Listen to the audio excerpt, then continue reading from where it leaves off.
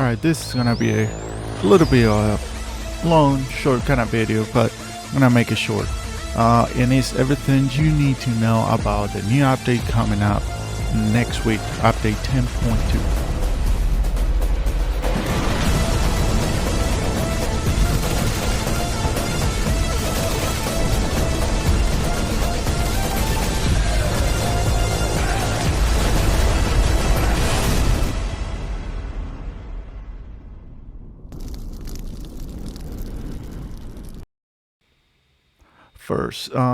The first thing that they're gonna be adding, they're gonna be adding tooltips. So essentially, what this is in a few locations of the game, they're gonna add like a question mark or something where you can click and it will let you know what information of what you're asking, like officer skill, tech description, things like that. They're also changing some terms, like they changing damage, damage buff, damage reduction. That is gonna be changed to two new terms. It's gonna be either damage intensity or damage resist. On the planes area, that they're gonna change jamming capability. That is gonna be now harass capability. When they were saying jamming capability, they're talking about the fighter planes able to harass enemy bombers and other enemy planes. Or on officers. They're also changing some of the terminology on the officers. You now see officer skill damage increase or officer skill damage reduction. That have been renamed to officer skill boost or officer skill resilience. So all of these are changes just on text and definitions, just to make it more in balance with what would have been like in real life kind of changes. The next change that they're gonna be doing, which personally I think can probably be good, be a good change, is they changing what forts, military laboratories, blockhouse, and things like that give you. For example, level 2 cities, forts. Right now they do damage intensity and damage resist 5%. That's gonna change to reserve capacity plus 300 and reserve recovery rate plus 10%. Fort at level 3 cities, that's right now giving you damage resist 7%, is gonna change to reserve capacity plus 500 and reserve recovery plus 15%. Now, when we're talking about theater conquest, the military laboratories, now they give you troop firepower and an HP plus 5%. They will give you now troop training speed 10%. Fort on theater conquest, right now they do damage intensity and damage resist plus 4%. That's gonna be changed to collection speed, and these also gonna give you building material production speed. Blockhouse, right now they give you troop firepower and HP. It's gonna be changed to base HP and also base HP recovery plus 5%. Now for Cairo, they're changing all of the blockhouse, ancient temples, level 3, level 2, level 1 fort. So instead of me going all over them, I'm gonna put a picture here on the screen. You can pause the video and read all the changes that they're making to all of those places. Now let's go and talk about resource reserve adjustment for collection size. There's a few here that are great. Level 6 farms now will hold, instead of 1.9, they will hold to 2.02. This is million resources. Level 7 farms, and this is applied for mines and oil fields and everything. They're going from 2.6 to 2.2. Level 8 farms going from 2.4 to 2.7. Level 9 farms going from 2.7 to 3.6.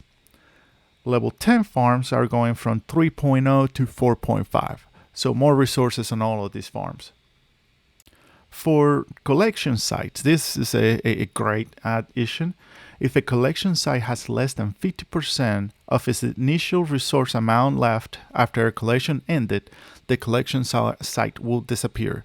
What this means is if you're collecting on a collection site and for some reason you recall your truck, you move, airlift, or get blown up, if that collection site has less than 50% of the initial resources, it will just disappear automatically. This is great addition.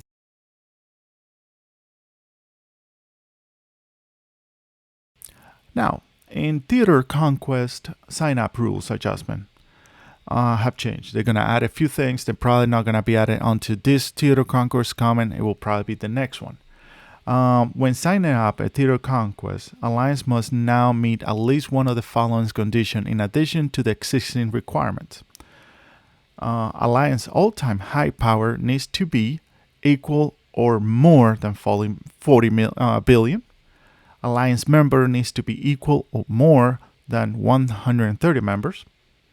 And this adjustment applies only to Conquest without Alliance all-time high power limit.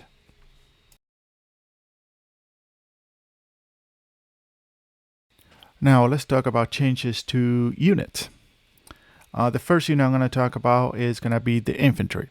So now they're just a visual optimization. This have not changed anything on the in the unit specifically. It's just visual changes which will allow to see the units go into bunker mode a lot easier when you have multiple infantries on the field and they go into bunker mode at the same time. This is just a visual optimization to avoid glitches and lags and things like that. Main battle tank is getting a buff. Add a new attribute to the battle tank, which add on armor. Whenever main battle tank enters combat, they will gain a shield that slightly reduced damage taken for 5 seconds. So every time the main battle tank starts a fight, they will get a 5-second shield.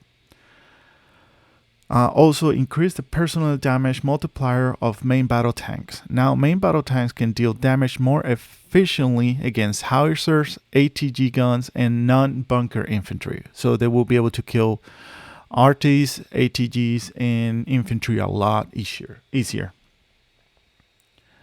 Rocket launcher. Rocket truck is getting a little bit of buff. What it's getting is essentially they're getting a slope armor. The rocket launcher is going to get a slope armor, reducing the damage they take from non-penetrating and over-penetrating attacks. This provides significant damage reduction against normal attacks from most ground forces units. Now, general and other optimizations that they're adding. The first one is going to be for the light tank.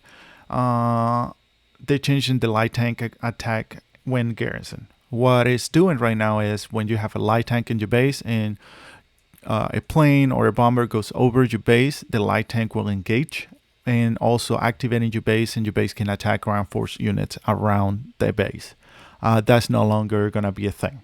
Light tank will still fight Air Force units when they're garrison and also bunkers, but they will not activate the units to attack other troops in the ground.